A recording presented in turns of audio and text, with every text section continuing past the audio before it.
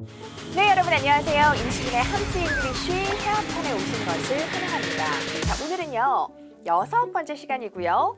오늘 살펴볼 상황은 공항, 목적지 도착 첫 번째 시간이 되겠습니다. 자, 어떤 구체적인 상황이 있는지 한번 볼게요. 첫 번째로 이제 목적지에 도착을 했으니까 당연히 여러분들의 짐을 찾으셔야 되겠습니다. 수화물 찾기.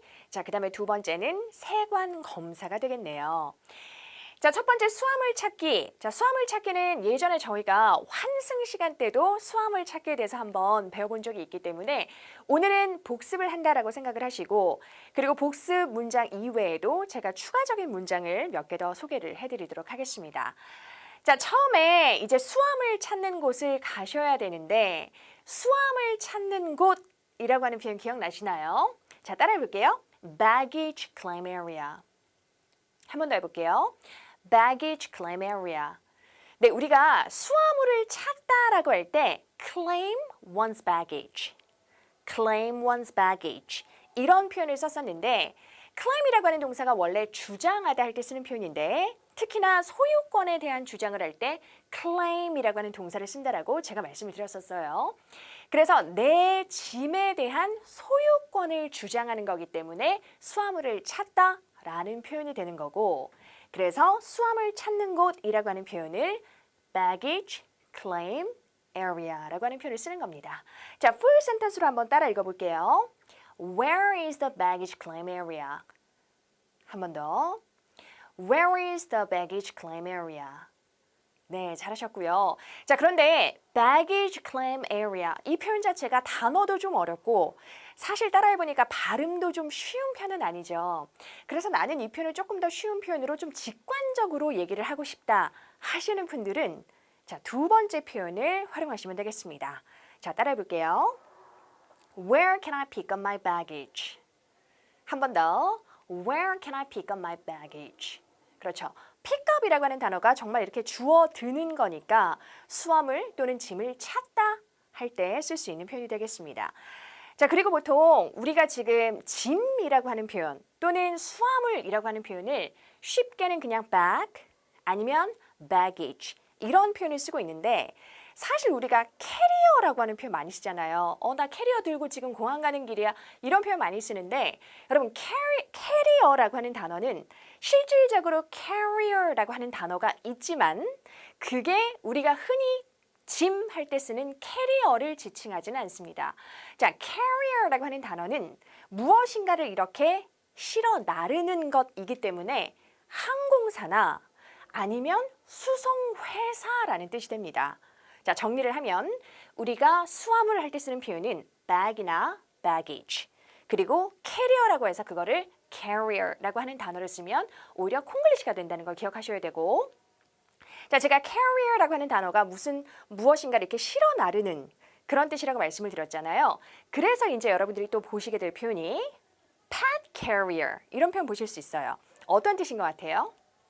그렇죠. 애완동물 이동장이라는 뜻이 되는 거고요. 자, 그 다음에 두 번째, aircraft carrier. 자, 이 단어는 무슨 뜻인 것 같아요? 네, aircraft가 비행기나 항공기를 지칭하는 표현이기 때문에 비행기나 항공기를 실어 나르는 것이란 뜻입니다. 자, 뭐가 떠오르세요? 네, 그렇습니다. 바로 항공모함이란 뜻입니다. 자, 이 항공모함이라고 하는 단어, 뭐 뉴스를 보시거나 이럴 때도 많이 등장하는 단어거든요. 자, 따라해 볼게요. aircraft carrier. aircraft carrier. 네, 이렇게 정리를 하셔야 되겠네요. 자, 두 번째 문장 살펴보도록 할게요. My baggage hasn't come out. 제 짐이 안 나왔습니다 할 때 쓰는 표현인데요. 자, 현재 완료 시제를 쓰게 되면 과거에 있었던 행위가 지금까지도 영향을 미칠 때 제가 현재 완료 시제를 쓴다라고 설명을 드렸을 거예요. 자, my baggage hasn't come out. 짐이 안 나왔다는 뜻이고요. 자, 만약에 여러분들이 제 짐이 분실된 것 같아요. 이런 표현을 쓰고 싶으면 자, 표현 missing이라고 하는 단어를 활용하시면 됩니다. 자, 따라해 볼게요. I think my baggage is missing. 한 번 더. I think my baggage is missing. 자, missing이라고 하는 단어는 사물에도 쓸 수 있고 사람에도 쓸 수 있거든요. 자, 사물인 경우에는 당연히 분실된 이란 뜻이고 she's missing 이라고 하면 그녀가 실종 상태이다 할 때 쓰는 표현인데요. 우리말에서 분실되고 실종됐으니까 과거 분사를 써야 되는 거 아닌가라고 해서 missed 이렇게 ed를 붙이려고 생각하시는 분들도 있을 것 같아요. 자, 그런 형태는 쓰지 않습니다. 지금 보시는 것처럼 그냥 something is missing 아니면 somebody is missing 이런 패턴으로 쓰시면 되겠습니다. 자, 한 번 더 따라 읽어볼게요. I think my baggage is missing. 네, 잘하셨고요. 자, 그 다음에 물론 짐이 이제 분실이 됐을 경우에는 담당자와 대화를 해야겠지만 아마 여러분들이 분실물 보관소에 가서 직접 찾아봐야 되는 그런 경우도 있을 수 있겠죠. 자, 그렇다면 분실물 보관소는 어디죠? 이렇게 질문을 하실 수도 있겠습니다. 자, 분실물 보관소는 딱 정해져 있는 단어이기 때문에 그대로 사용을 하셔야 됩니다. Lost and found. 한 번 더. Lost and found. 자, 그러면 센턴스로 할게요. Where is the lost and found? 한 번 더. Where is the lost and found? 네, 잘하셨고요. 자, 그 다음에 이제 물건이 이제 안 나왔어요. 짐이 안 나왔을 경우에 아유, 가방이 어떻게 생겼죠? 이런 질문 들으실 수 있죠. 자, 우리말에는 어떻게지만 영어로는 how로 가는 게 아니라 what으로 시작을 하셔야 되죠. how는 방법을 물을 때 사용하는 표현이기 때문에 여기에서는 how does가 아니라 what does your bag look like? What does your bag look like? 한 번 더. What does your bag look like? 자, 사람한테도 쓸 수 있는 표현이에요. What does it look like? What does it look like? 그 사람은 어떻게 생겼어? 이제 외모를 물어보는 표현이 되겠죠. 자, 그랬을 경우에 이제 가방을 묘사하는 방법. 첫 번째 표현은 기억나시나요? It is a large black bag with a blue ribbon tied to it 이라고 해서 어떤 가방의 상태를 설명을 할 때는 bag 다음에 with를 연결을 하시면 되거든요. 그러니까 이런 상태를 가진 가방이 되는 거고 그리고 파란색 리본 같은 경우에는 그 가방에 묶여 있는 거기 때문에 tying이 아니라 tied to. tied to. 이런 표현을 쓰는 거예요. 자, 다른 패턴 한번 살펴볼게요. It is a large red suitcase with a name tag on it. 자, 여러분, suitcase라고 하는 단어가 나왔거든요. 자, suitcase라고 하면 어떤 가방 떠오르시나요? 보통 여러분들이 suitcase라고 하면 서류 가방을 많이 떠올리시는데요. 여러분, suitcase도 우리가 지금 계속 사용했던 표현 bag, baggage처럼 우리가 끌고 다니는 짐에 쓸 수 있는 표현이 바로 suitcase가 되겠습니다. 자, 그렇다면 서류 가방은 영어로 어떻게 표현하냐? briefcase라 그래요. 따라해 볼게요. briefcase. briefcase. 그럼 brief가 뭔가 간략하거나 간단한 이란 뜻이기 때문에 암기하실 때 서류 가방 안에 엄청나게 많은 짐을 넣을 수는 없잖아요. 그래서 뭔가 간단하게 서류나 이런 정도를 넣고 가는 거죠. 그래서 그렇게 외우시면 안 잊어버리고 오랫동안 기억하실 수 있을 것 같아요. 자, 따라해 볼게요. briefcase. 네. 자, 그 다음에 이름표라고 하는 표현이 나왔는데요. 이름표는 name tag라고 하시면 되고요.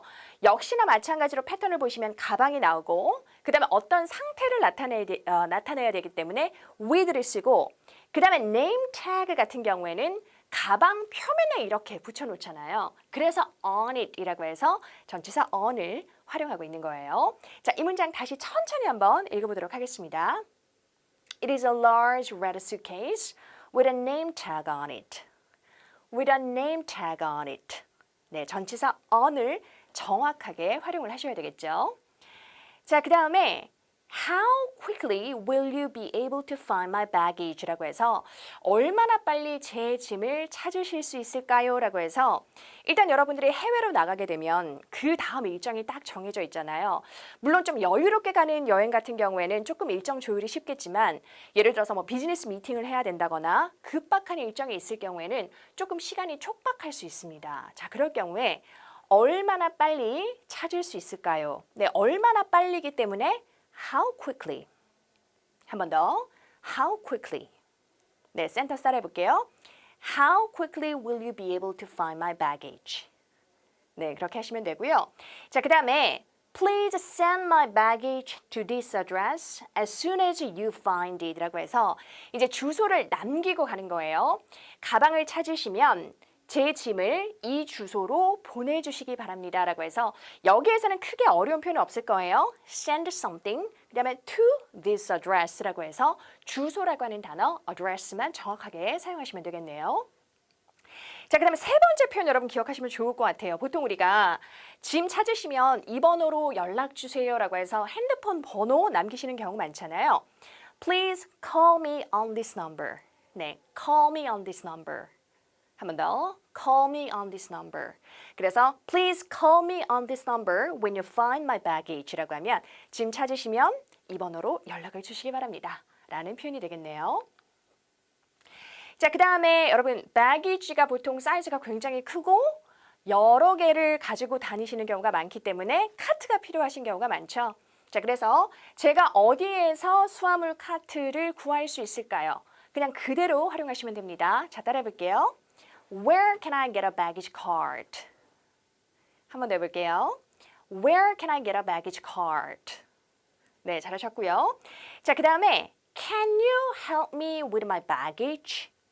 Can you help me with my baggage? 라고 해서 짐이 조금 무거울 경우에 도움을 요청할 때 쓰는 표현이죠.